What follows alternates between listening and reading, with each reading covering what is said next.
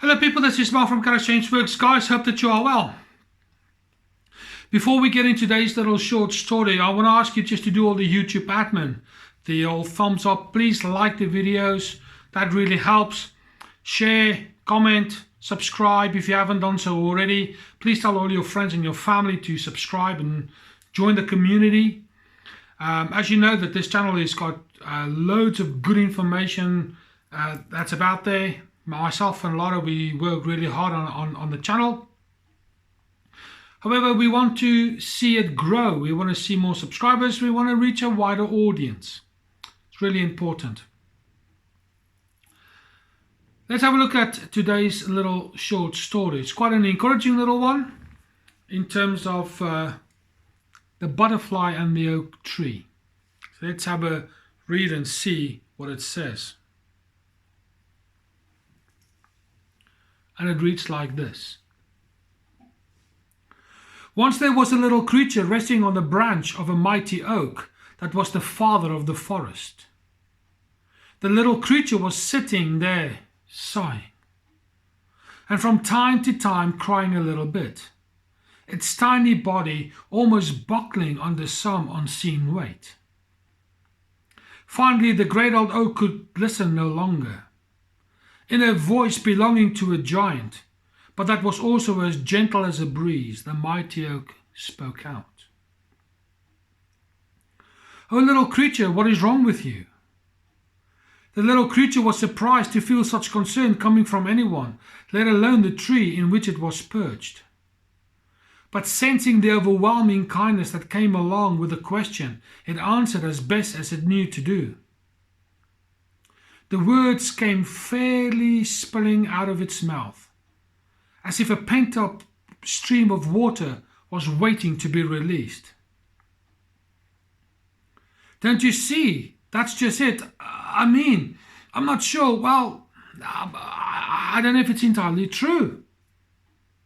"Whoa, slow down there, little one," the oak spoke in measured tones, attempting to quiet the creature. "No need to be in a hurry telling me what you will. I've been standing here for centuries, so I'm not going anywhere. Can you be a little bit more specific what you're suffering over, and then maybe we can get to the why, even if it's part of it." Somewhat becalmed by these words, the creature started over. "Well, no matter how I look at it, nothing makes sense. I was sure it would be different than this." The oak considered this comment for a moment and asked the only question it could at that point. "What exactly was it that you thought would be so different?" The little creature came out of its own thoughts for a moment as it realized the tree couldn't see what was so obvious to it. "Why? Being a butterfly, of course. When I used to think about becoming a butterfly, I thought to myself my problems would be left behind me, beneath me, if you will. But everything still irritates me," and the little creature lowered his voice somewhat as to be sure no one else could hear its next comment. "I'm afraid a lot of the time I figured that after I'd become a butterfly, I just wouldn't have the fears that I used to have. But I still do. And that's not all. The past, it still bothers me. I was sure that as a butterfly, my former life wouldn't be a problem for me anymore." The tall oak tree looked at the little creature and knew instantly what was wrong. "Yes, I see what you've said, and it makes a lot of sense now. But let me ask you a couple of more questions. We both need to get to the bottom of this problem if we're going to solve this mystery for you." And the little one said, "Oh, thank you very much." The oak continued, "Do you find yourself getting tripped up quite often?" The little creature thought for a minute and said, "You know what? I do get tripped up. Yes, I trip up quite often, as a matter of fact. And how about this? The tree followed up. Do you spend a lot of time chewing over things? Yes, I spend a lot of time chewing over things. And are there times when it takes you a long time to get out of your own way? The little creature was amazed at the accuracy of the tree's questions. You've tagged it for me. All these things you said about me are true. Well, the great oak spoke again. I think I've figured out the mystery here. Are you sure you want to know the answer? Of course I do, said the creature, somewhat surprised at the question. Please go ahead. All right then, said the tree, carefully measuring out the medicine it knew would be better for the little creature clinging to its branch. Here's the reason for your continuing confusion about why life isn't to your liking. You aren't the butterfly yet. You are still a caterpillar.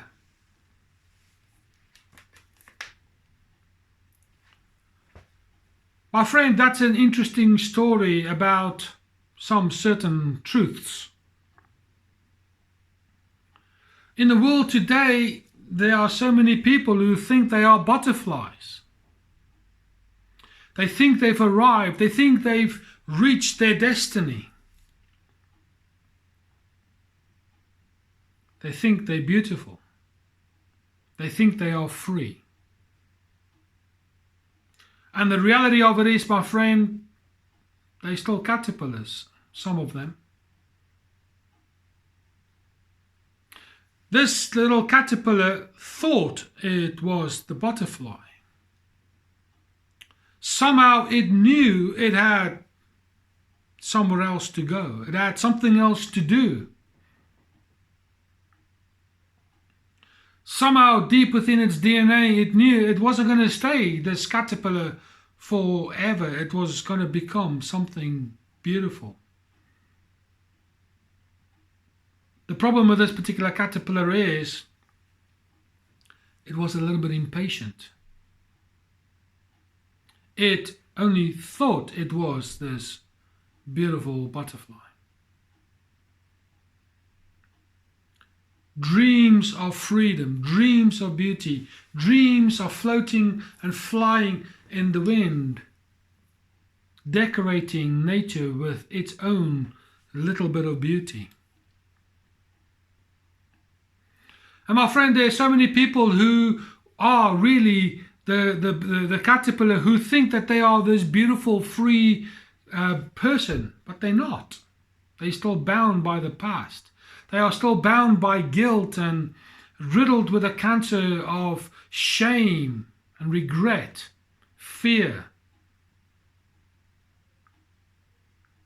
Effectively, they are still the caterpillar. But they wish for times of freedom. They wish for times of that the past would no longer bother me.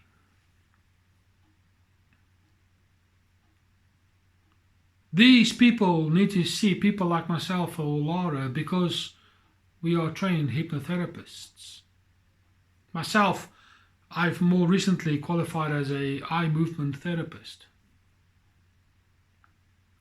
We know how to help you when it comes down to things like stress and anxiety, guilt and shame, remorse, the cancers that are out there emotionally speaking. You see, for us, we want to take people from caterpillar stage and help them through that metamorphosis into a place where freedom is felt and experienced. Therapy is our driving force. Take that aside, there's so many people who are still stuck in caterpillar stage, but they are unawares that they are caterpillars. They think they are free. They haven't realized that there's a destiny. They haven't realized that there's beauty that awaits them. My friend, that is the one side of the story. The total inverse is also true. There are so many butterflies out there who fail to recognize that they've actually changed. They experience the freedoms, they experience the beauty, they experience the lightness. But some people wish that they were caterpillars. That is a real shame. If you are said butterfly who wished you were a caterpillar, you need to come and see us, because we can help you with those things. Why would you want to go back to your past if your past is so limiting? Why you want to go back into your past when you will only feel captured, imprisoned? The very thing that you broke away from, why would you want to go back into it? It's a silly thing. That's the second truth. The final truth is this: if it wasn't for the oak tree, who told the caterpillar, listen, pal, you are still a caterpillar, you're not the butterfly just yet. You see, in today's society, when you speak the truth, this bitter pill that comes your way is a difficult one to swallow, because you see, over the years and years and years of conditioning and programming by places like the media, the radio, friends, we've become so accustomed to the lies and the deceit, so that when we hear the truth, it's like, no, you're wrong. Because we don't like the truth. Sometimes the truth is a little bit uncomfortable. I have a saying that says the truth will do two C's to you. It will either convict you or it will condemn you. When it convicts you, you can do something about it. You can change. But when it condemns you, it puts you in prison. It does those two things. You see, in this little story, I wonder what the caterpillar actually thought about the truth. Did it condemn him? I don't think so. It convicted him. Wait a while. Not yet. Your time's not yet. Probably. Because see, in all of us, there's this bit of our DNA that says there's a hope and there's a future. We all hope that the past will not bother us. We all hope that the things that we used to struggle with will no longer bother us when we progress and metamorphosize into a better version of ourselves. When we become said butterfly as per story. But you need people in your life just like the great oak that is not scared to tell you the truth. The good book talks about the truth that will set you free. See, when we keep on feeding ourselves with all these lies, there is no freedom in that. It's a sheer fact. My question is, are you prepared to listen to the truth? Not versions of the truth.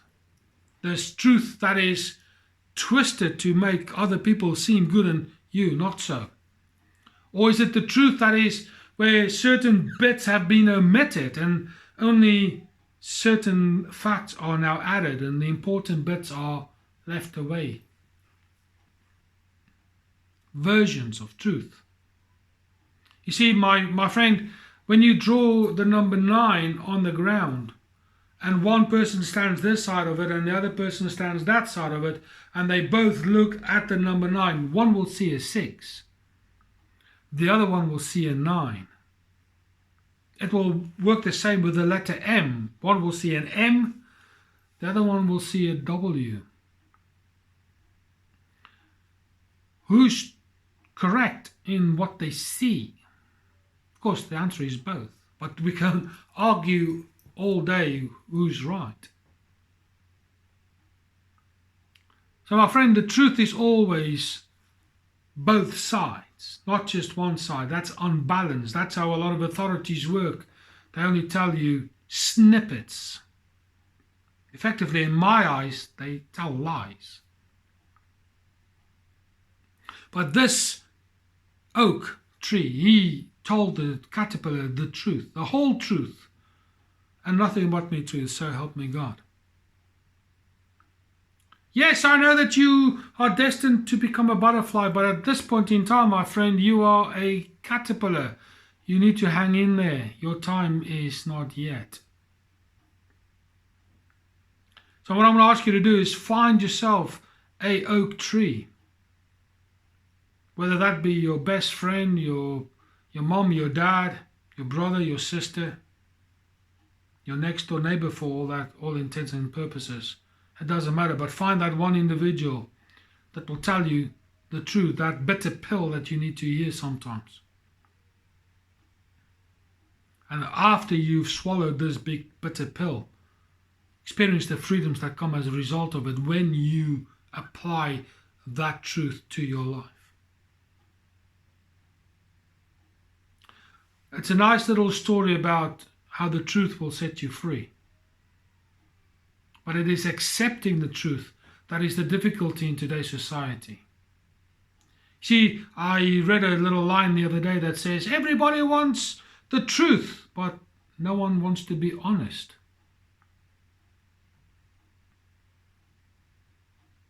How honest are we?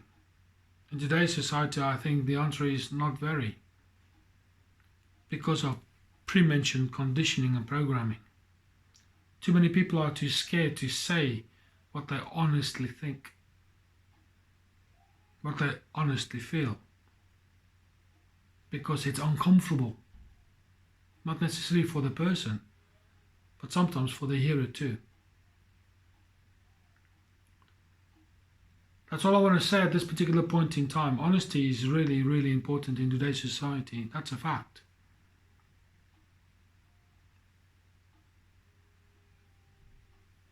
So there you go, my friend. That's all I want to say. As mentioned before, please do all the YouTube admin and let's expand this community.